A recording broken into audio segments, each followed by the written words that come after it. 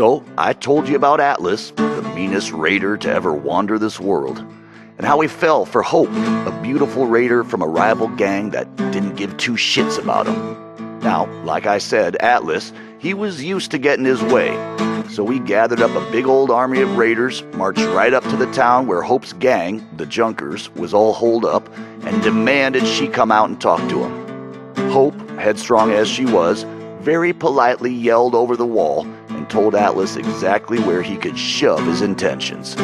I hear she launched that golden Brahmin right back over the wall at him too. Atlas, as you might imagine, didn't take too kindly to being disrespected, but in his own special crazy-ass way, he found himself wanting Hope even more. He was in a bind now, you see. He couldn't let her insults stand, but he wasn't ready to just up and storm the town and risk killing Hope in the process. In my opinion, folks, ain't no relationship worth this kind of trouble. I'm just being honest with you. Anyway, so Atlas calls out a few of his lieutenants, talks to them all quiet for a few minutes. Then these poor saps march right out in front of the wall surrounding the town, and I swear to you, they set themselves on fire right then and there. Over the screaming, Atlas yells that if he can convince these good men to set fire to themselves, imagine what he can convince the other couple hundred men to do to their town. Personally, I'd find that a pretty convincing argument. But Hope, she ain't backing down. She yells that Atlas can set himself on fire. That'd get him about as far as anything. Now I tell you, when Atlas hears this, he gets angry beyond all reason, and he slams those giant fists down on the ground.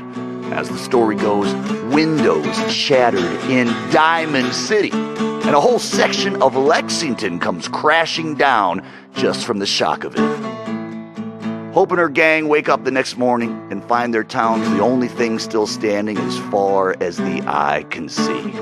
Atlas says it's the last threat he's going to make before he storms their gates, and honestly, between us, this whole thing has already gone way off the rails.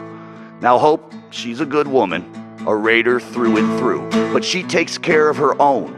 She knows there ain't no way her little gang can stand up to Atlas and his army. And so she knows what she's got to do. The white flag goes up, and Hope herself walks right out the front gate. Says if Atlas gives his word that her gang is safe, she'll go free. Only he's got a shake on it. Atlas, proud man that he is, takes her up on that offer. And it's not until he's shaking her hand that he hears the beeping. Clever woman that she was, Hope went and strapped herself up with more than a couple of mini nukes.